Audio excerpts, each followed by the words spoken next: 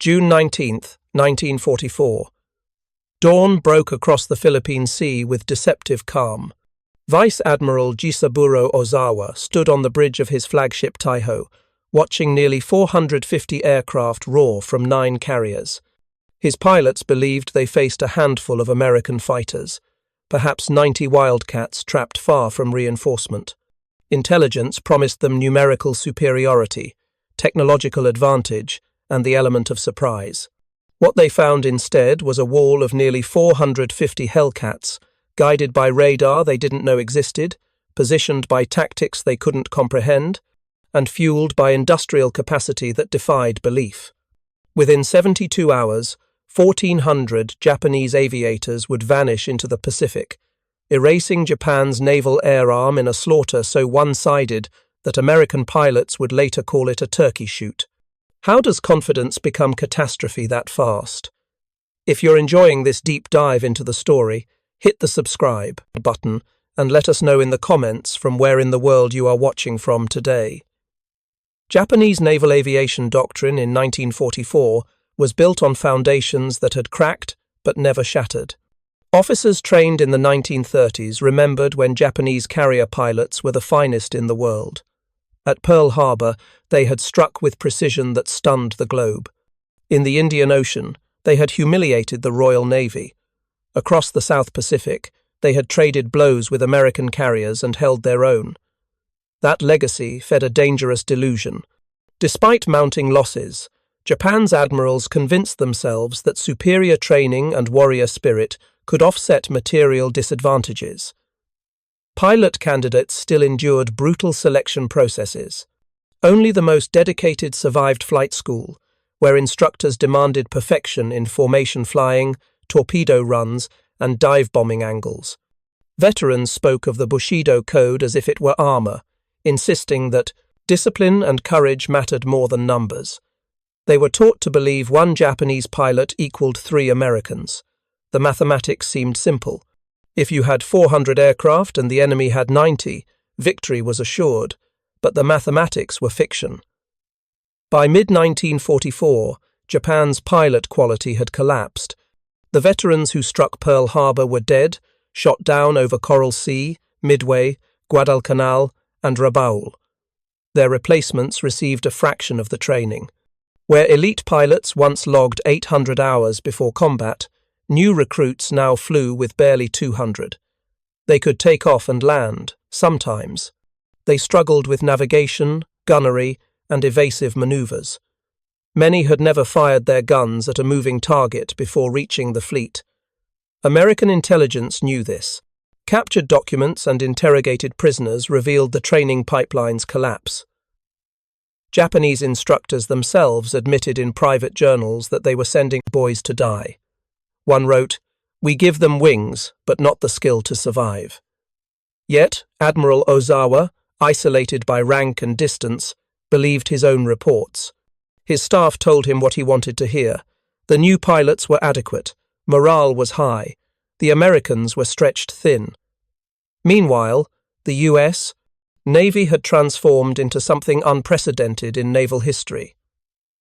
After Midway, American shipyards erupted with production that Japan could not match or even imagine. New Essex-class carriers slid into the water every few weeks. Aircraft rolled off assembly lines in Long Beach, Grumman, and Vought factories by the thousands. Pilots trained in Florida, Texas, and California, logging 400 hours before ever seeing combat. They practiced gunnery until their accuracy rates climbed above 70%. They flew mock dogfights against instructors who taught them not just how to shoot, but how to survive. Task Force 58, commanded by Vice Admiral Mark Mitcher, represented the ultimate expression of American industrial might.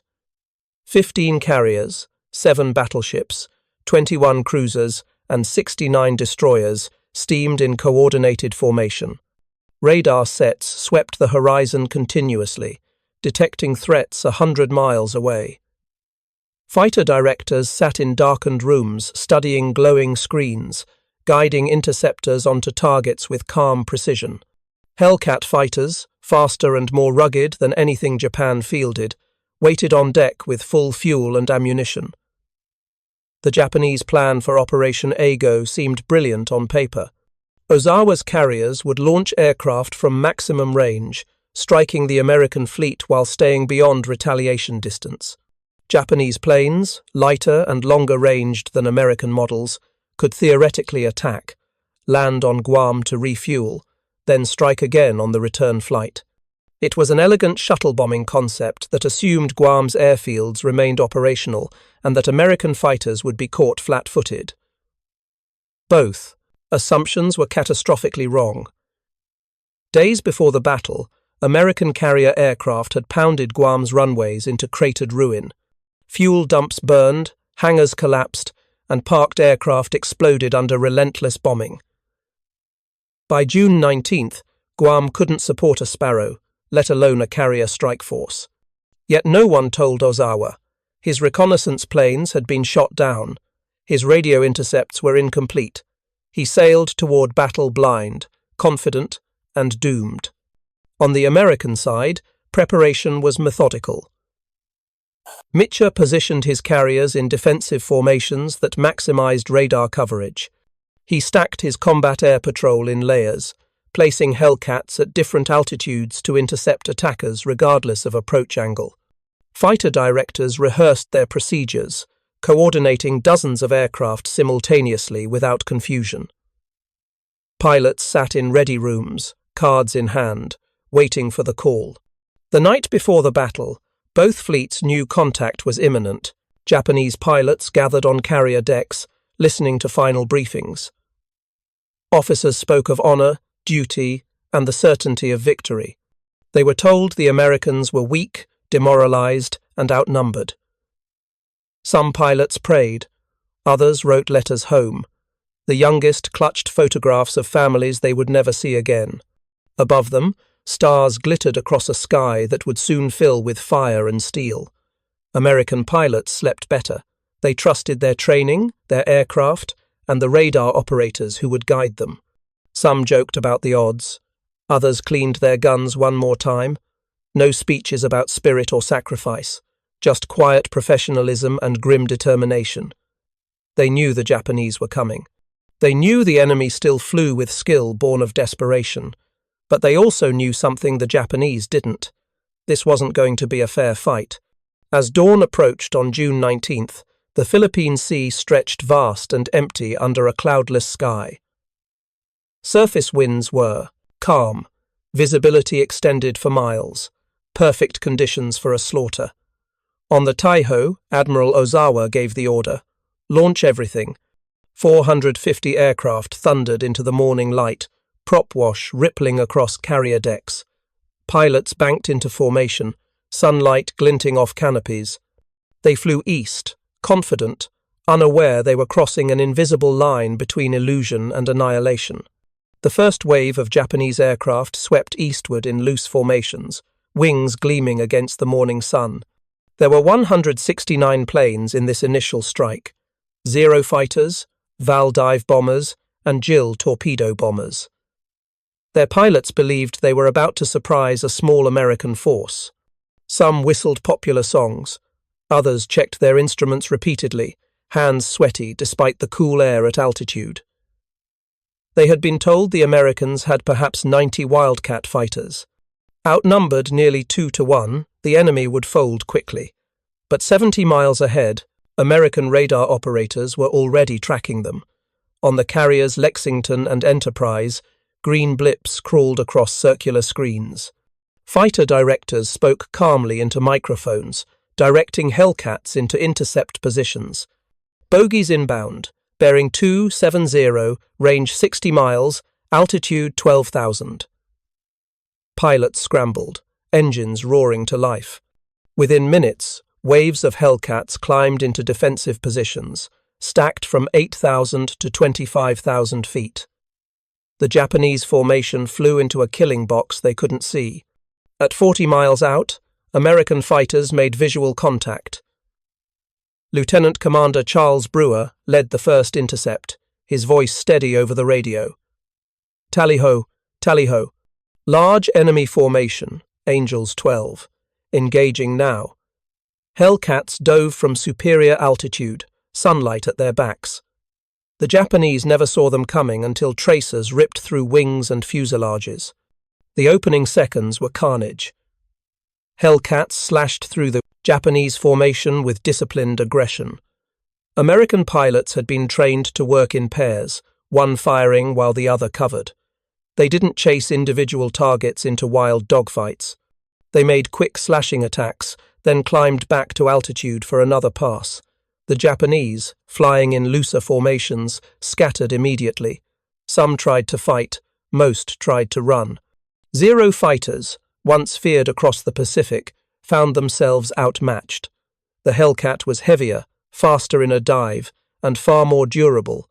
Japanese pilots who had trained on the Zero's legendary maneuverability discovered that turning circles meant nothing when the enemy refused to turn with you.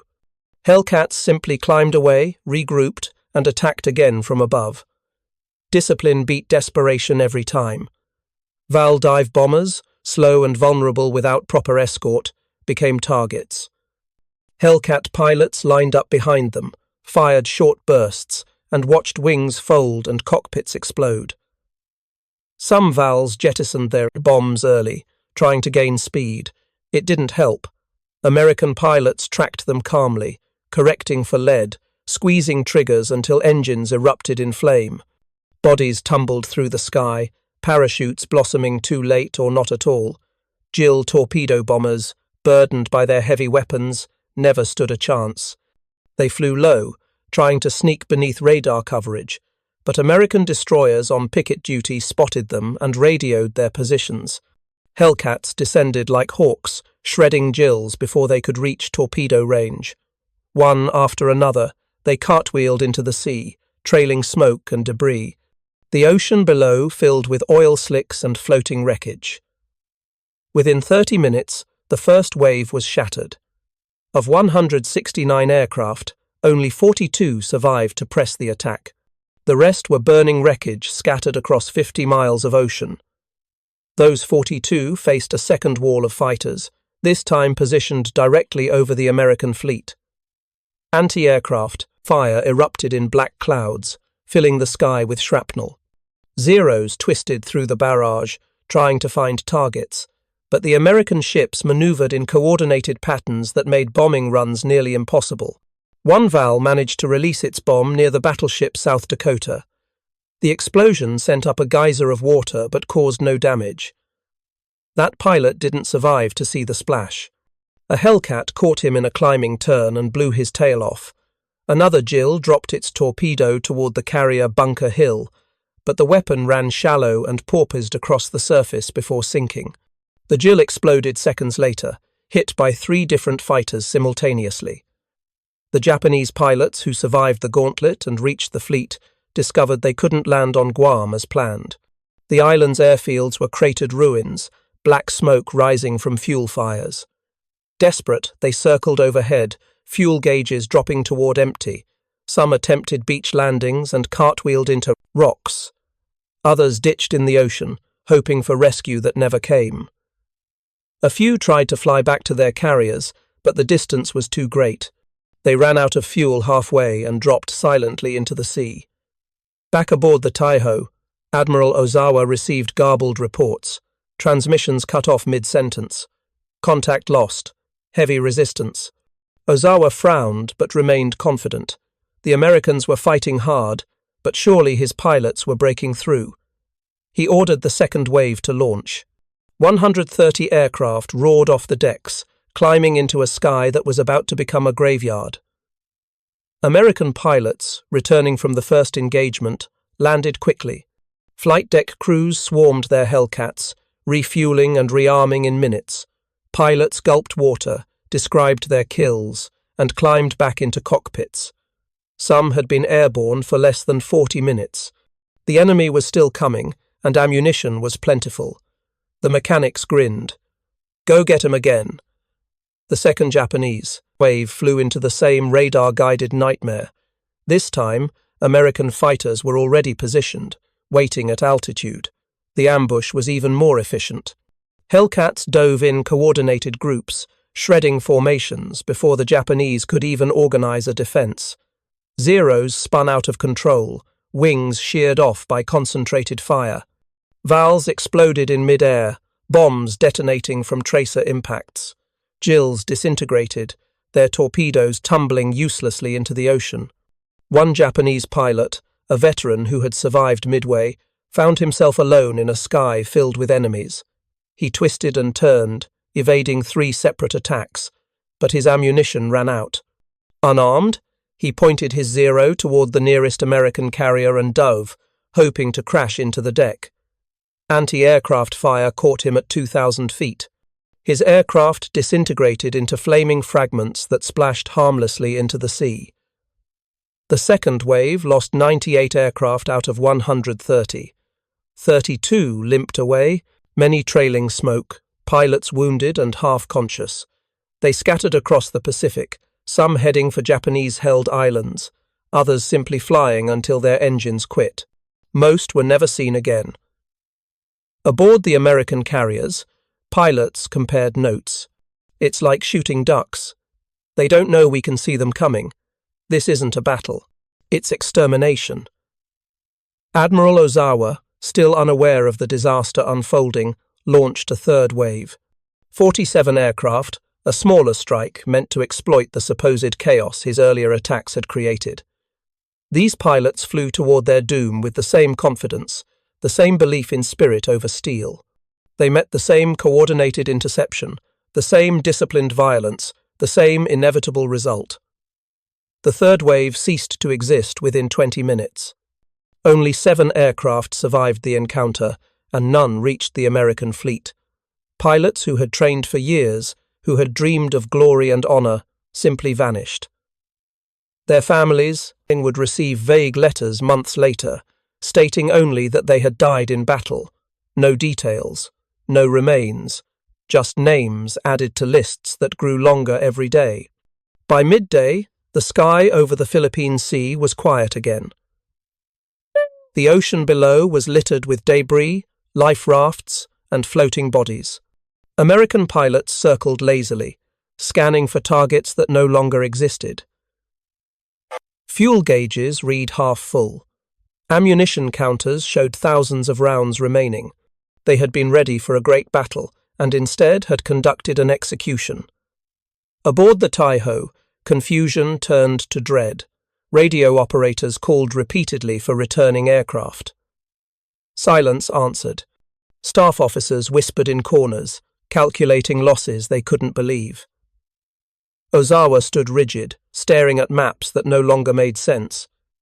He had launched over 300 aircraft that morning.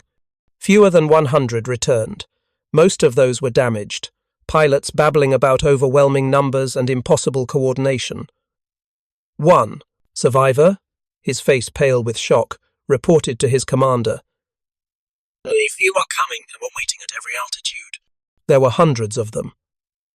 The officer slapped him, accusing him of cowardice. But other pilots told the same story. The Americans had not been surprised. They had been ready, devastatingly ready. What the Japanese didn't yet understand was that they had not merely lost aircraft. They had lost their naval air arm's ability to function. The pilots, now resting in ready rooms or floating dead in the Pacific, represented years of training Japan could no longer afford. Replacing the planes was possible, replacing the men was not. Every loss compounded the collapse. Meanwhile, American casualties were astonishingly light. 23 aircraft lost, mostly to operational accidents or anti-aircraft fire from their own ships. Fewer than 30 pilots killed or missing. The exchange rate was beyond lopsided. It was apocalyptic. For every American plane lost, the Japanese lost more than 20. Admiral Mitcher studied the reports with quiet satisfaction. His staff requested permission to pursue the retreating Japanese fleet to finish what they had started.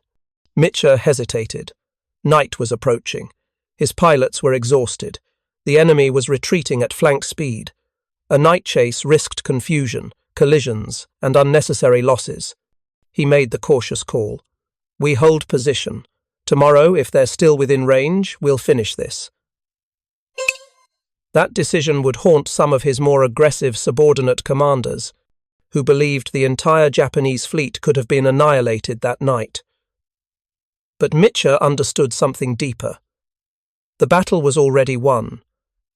Japan's carrier air power was broken. Whether the carriers themselves sank today or tomorrow mattered less than the fact that they would never again threaten American operations. The Japanese fleet steamed westward through the gathering dusk, trailing oil and despair. Ozawa sat alone in his cabin, staring at casualty lists that seemed impossible. 1,400 pilots gone, hundreds of aircraft destroyed. And for what? No American ships sunk, no carriers damaged, nothing. The battle he had planned as Japan's great counterstrike had become the greatest naval aviation disaster in history. That night, Japanese sailors whispered in the dark. Some wept. Others stared blankly at bulkheads, trying to process what had happened. The carriers that had once represented Japan's strength now felt like floating tombs. On deck, mechanics stared at empty parking spaces where aircraft should have been. The silence was unbearable. As the sun set on June 19th, 1944, the Philippine Sea lay calm once more. Stars emerged overhead, indifferent to the carnage below. Somewhere in that darkness, rescue crews searched for survivors. They found few. Most of the 1,400 pilots who had launched that morning were already dead, drowned in cockpits or floating in life, jackets too far from help. The Americans called it the Great Marianas Turkey Shoot. The name stuck, not from cruelty, but from grim accuracy. It had been a slaughter so one-sided that veteran pilots struggled to describe it without sounding like they were exaggerating. Some felt uneasy about the lopsided victory, as if there should have been more resistance. Others simply felt relief. "Better them than us," one pilot wrote in his diary. If you find this story engaging, please take a moment to subscribe and enable notifications. It helps us continue producing in-depth content like this. The battle was not yet over. Admiral Ozawa's fleet still sailed westward, believing they had inflicted damage despite the losses. American submarines prowled below, torpedoes loaded, waiting for stragglers. And the next morning would bring a final reckoning that would erase any doubt about who controlled the Pacific skies. But for now, in the darkness between June 19th and 20th, both sides counted their losses and prepared for what came next. The weight of 1,400 missing pilots pressed down on the Japanese fleet like a physical thing. Ozawa knew, even before the final reports arrived, that his force was effectively destroyed. The carriers still floated, the engines still ran, but without pilots, they were just expensive targets. Japan's naval air power, which had once terrorized the Pacific, was now a memory scattered across 100 miles of ocean. On the American carriers, pilots slept soundly. Tomorrow they would fly again, the day after that, and the day after that. Because America could replace losses overnight, Japan could not. And that difference, more than any tactical brilliance or technological advantage, would decide the war. The Philippine Sea had witnessed the death of Japan's carrier dream. The Turkey Shoot was not just a battle, it was an execution.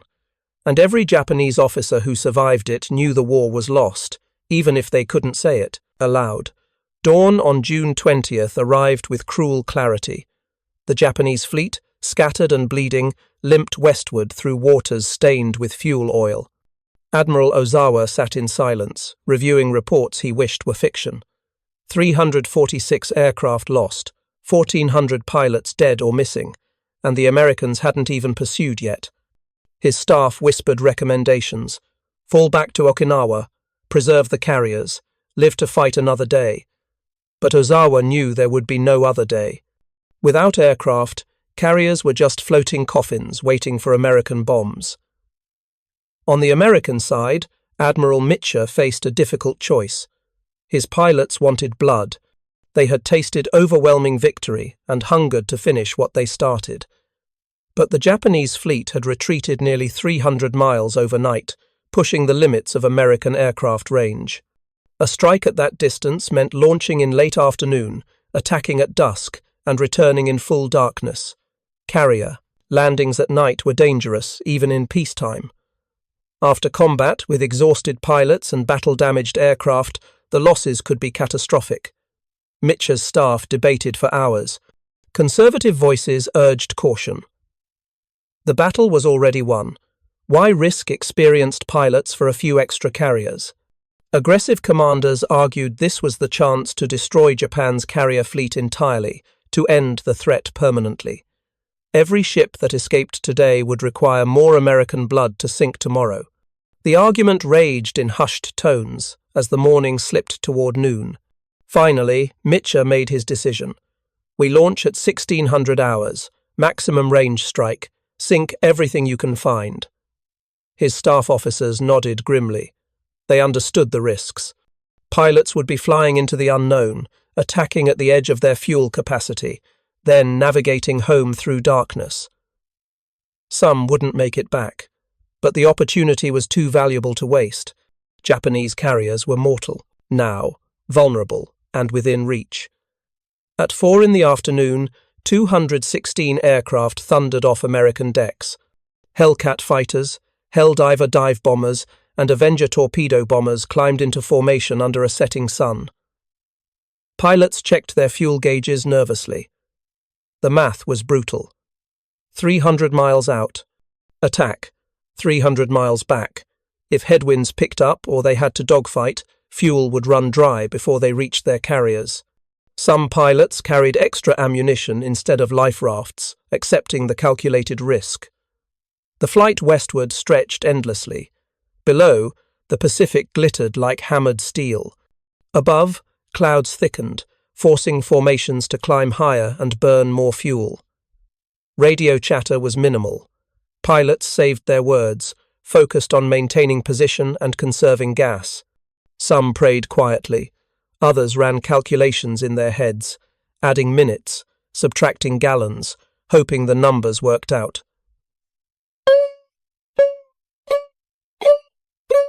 Spotted the Japanese fleet. 9 carriers, 5 battleships, and scattered escorts steaming in loose formation. The sight brought grim satisfaction. The enemy was still within reach. Strike leaders radioed coordinates, dividing targets among attack groups. Hellcats would suppress anti-aircraft fire. Helldivers would hit carriers. Avengers would finish anything still floating. It was methodical, professional, and utterly ruthless. The attack began at 1830, just as the sun touched the horizon. American aircraft dove from altitude, splitting into precise groups. Japanese anti-aircraft fire erupted immediately, black puffs of shrapnel filling the sky. Tracer rounds arced upward in glowing streams. Some American planes staggered, hit by fragments, but most pressed through. The Japanese had plenty of ammunition, but lacked the radar-directed accuracy that made American flak so deadly. Helldivers screamed down on the carrier Hio, releasing 1,000-pound bombs from 2,000 feet. Explosions rippled across her flight deck, tearing steel and igniting aviation fuel. Secondary blasts followed as stored munitions cooked off. Within minutes, Hio was ablaze from bow to stern, listing heavily as water poured through ruptured plates. Her crew abandoned ship in organized chaos, sliding down ropes into the oily water below. Avengers targeted the carrier Zuikaku, one of Japan's last Pearl Harbor veterans. Torpedoes splashed into the water, running straight and true. 2 struck amidships, blowing massive holes below the waterline. Zuikaku shuddered, her speed dropping instantly. Damage control teams fought desperately to contain the flooding, but the ship was too badly wounded. She would survive this attack, limping away under destroyer escort, but her fighting days were over. She would sink 4 months later at Leyte Gulf. The carrier Chiyoda took bombs and torpedoes simultaneously. Her thin armor, designed for speed rather than protection, crumpled under the assault. Fire spread through her hangar deck, consuming the few aircraft still aboard. Sailors leaped overboard as flames consumed oxygen. Destroyers circled, rescuing swimmers, but hundreds drowned in the chaos. Chiyoda capsized before midnight, her hull glowing red from internal fires as she slipped beneath the waves. Meanwhile, Japanese fighters tried desperately to defend their fleet. The few Zeros that had survived the previous day's slaughter climbed to intercept, but they were outnumbered and outclassed. Hellcat pilots swatted them aside with brutal efficiency. Some Japanese pilots, out of ammunition, resorted to ramming attacks. One Zero smashed into the tail of a Helldiver, both aircraft tumbling into the sea in a twisted embrace. Another clipped a Hellcat's wing, sending both planes spiraling downward in flames. But these desperate acts changed nothing.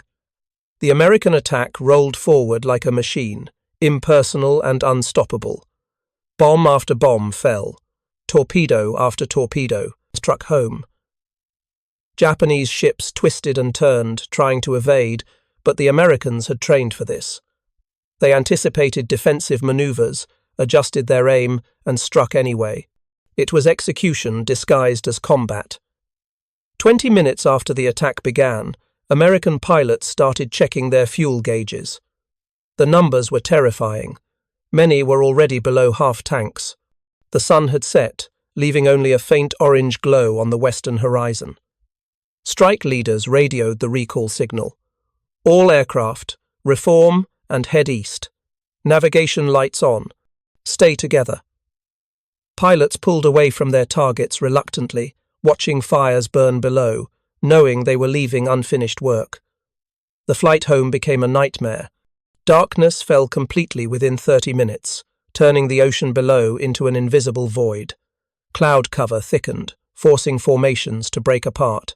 Radio discipline collapsed as pilots called out positions, trying not to lose sight of their wingmen.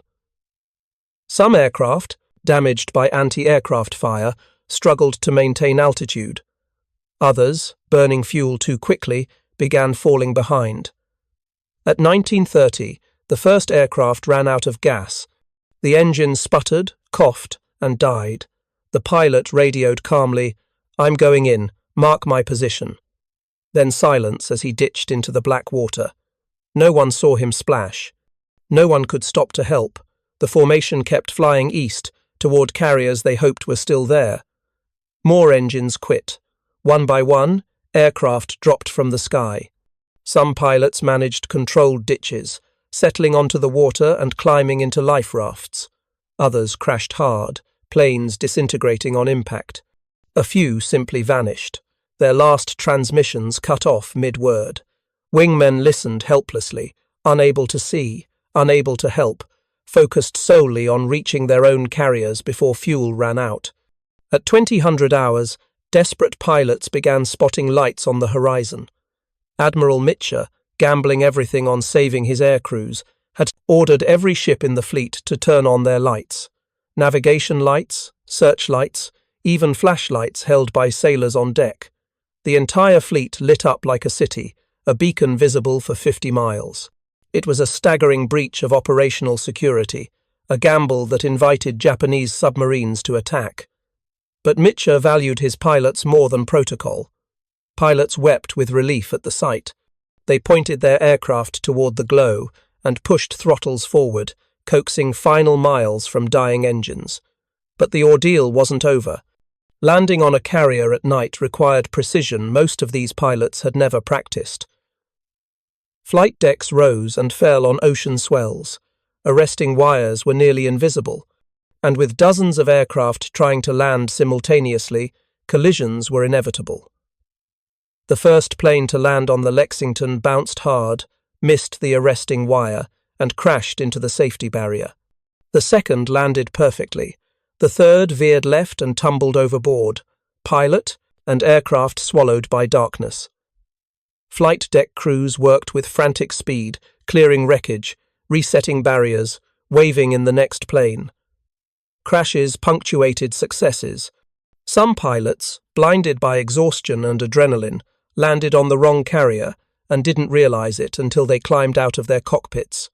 Others ran out of fuel on final approach, engines dying just as wheels touched deck.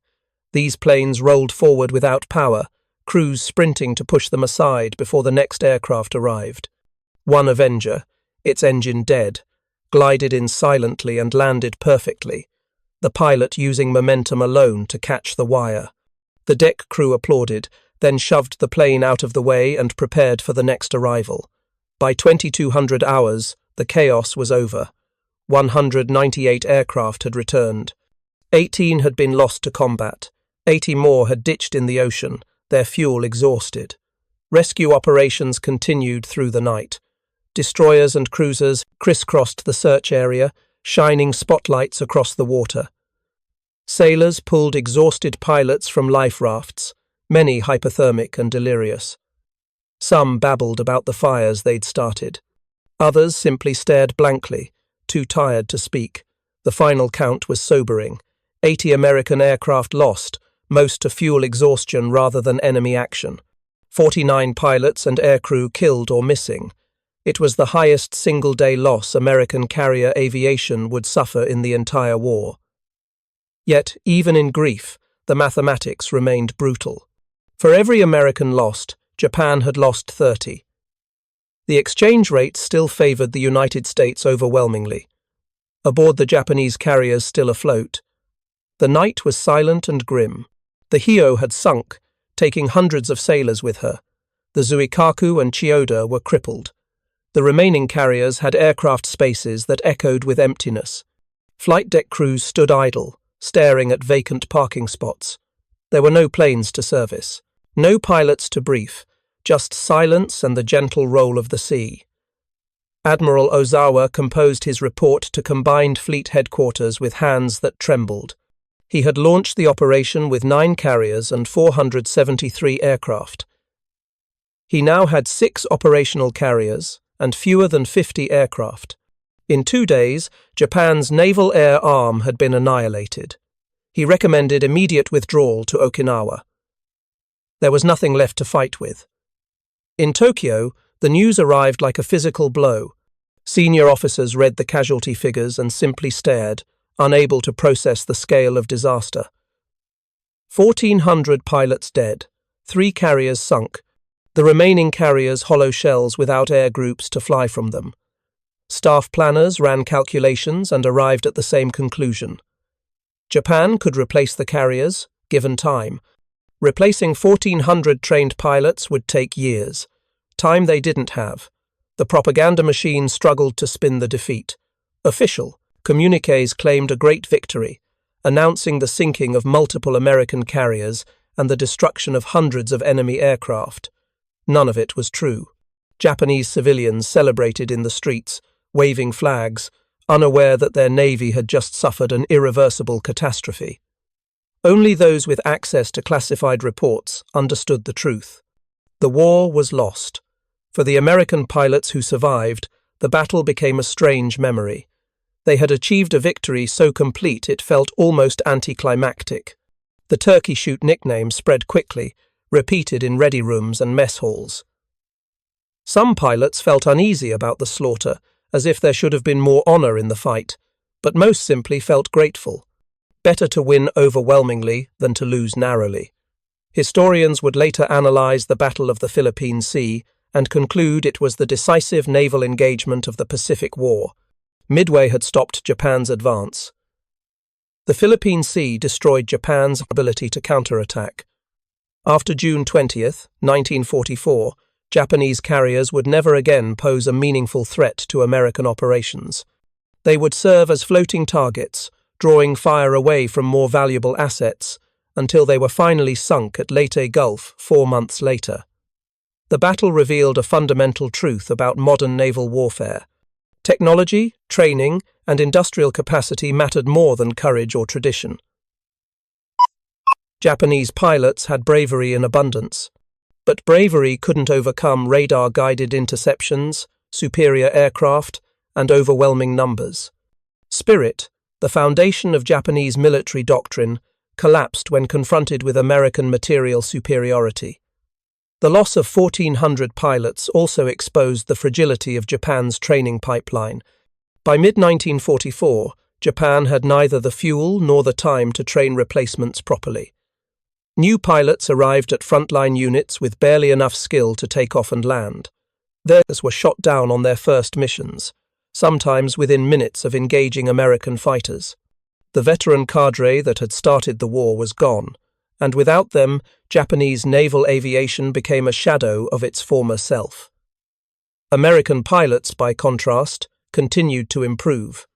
Those who survived the Philippine Sea went on to train new recruits, passing down tactics and lessons learned. The quality gap widened with each passing month. By 1945, American carrier pilots dominated the skies so completely that Japanese aircraft rarely even attempted to engage them. The turkey shoot had been a massacre. The months that followed were simply cleanup. In the decades after the war, survivors from both sides rarely spoke about the battle. American veterans described it matter-of-factly, emphasizing the technical aspects and downplaying the personal cost. Japanese survivors, when they spoke at all, did so quietly, remembering friends who never came home. One Japanese pilot who survived both days of combat later wrote, "We were told we were fighting 90 Wildcats. We found 400 Hellcats. We were told spirit would triumph. We found only death." The wreckage of that battle still rests on the Pacific floor. Aircraft scattered across 100 miles of ocean, their aluminum frames corroded by salt water, their pilots still strapped in cockpits. Occasionally, deep-sea expeditions stumble across the debris fields and photograph the remains. Zeros, Hellcats, Vals, and Helldivers resting side by side in the darkness, silent witnesses to a battle that changed the course of history. The carriers that survived the engagement met different fates. The Zuikaku, badly damaged, limped back to Japan and spent months under repair. She sortied one final time at Leyte Gulf in October 1944 and was sunk by American aircraft. The Taiho, Ozawa's flagship, had been torpedoed by an American submarine during the first day's air battle and sank before the Douglas surface engagement even concluded. The remaining Japanese carriers were either sunk piecemeal over the following months or scrapped after the war, relics of a strategy that had failed. Admiral Ozawa survived the war and later admitted in interviews that he knew the battle was lost before it even began. "We had no chance," he said quietly. "But we had to try. National honor demanded it." That admission captured the tragedy of the Philippine Sea. Japan fought not because victory was possible, but because surrender was unthinkable. Pride demanded the sacrifice of 1,400 young men who deserved better leadership. Admiral Mitscher never forgot the cost of the night recovery operation. He had saved most of his pilots, but the losses haunted him. After the war, he advocated for improved night landing training and better aircraft navigation systems. His decisions on June 20th became case studies in naval aviation schools, analysed and debated for decades. He had made the right call, most historians agreed, but the price had been steep. The Battle of the Philippine Sea also highlighted the importance of intelligence and preparation.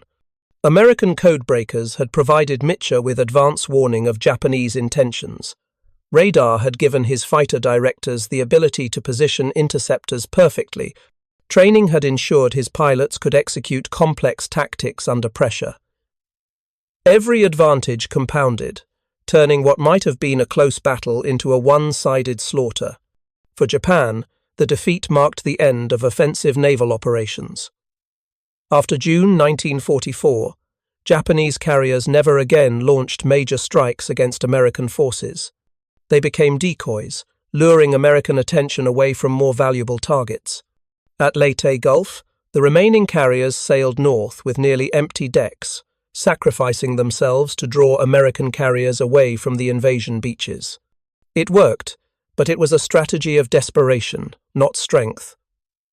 The lessons of the Philippine Sea echoed through subsequent conflicts. Modern naval planners studied the battle's emphasis on radar, coordinated air defense, and pilot training. The principles that gave America victory in 1944 remained relevant decades later. Technology evolved, but the fundamentals stayed constant. See the enemy first, position your forces optimally, strike decisively. and never underestimate the value of well-trained personnel. In the end, the Battle of the Philippine Sea was not just a military victory. It was a demonstration of industrial and organizational superiority. America didn't win because its pilots were braver. It won because its systems were better training, better equipment, better intelligence, better logistics. Japan's reliance on spirit and tradition couldn't overcome those advantages. The turkey shoot was inevitable once the fleets engaged, a mathematical certainty disguised as combat. Today, memorials in Japan honor the 1,400 pilots lost in the Philippine Sea. Their names are carved in stone, remembered alongside millions of others who died in a war their nation couldn't win. American memorials mention the battle briefly, focusing instead on broader campaigns. The asymmetry persists even in remembrance. For Japan, it was catastrophe. For America, it was another step toward victory. The ocean where they fought remains unchanged. Waves roll endlessly across the Philippine Sea, indifferent to the history beneath them. Fishermen pass over the wreckage fields without knowing what rests below. The water holds its secrets quietly, preserving metal and memory in equal measure. The battle proved that confidence without capability is just another form of blindness. Japanese commanders believed their own propaganda until reality shattered it. 1,400 pilots paid the price for that delusion. They flew into combat, expecting to face 90 wildcats, and found instead a coordinated defense that overwhelmed them completely. The gap between expectation and reality was measured in bodies and wreckage. In 72 hours, Japan lost not just pilots and planes, but the ability to contest control of the Pacific skies. The carriers that survived became floating museums, monuments to a strategy that had collapsed. The war would continue for another year, but the outcome was no longer in doubt. After the Philippine Sea, Japan could only delay defeat, not prevent it. Thank you for watching. For more detailed historical breakdowns, check out the other videos on your screen now, and don't forget to subscribe.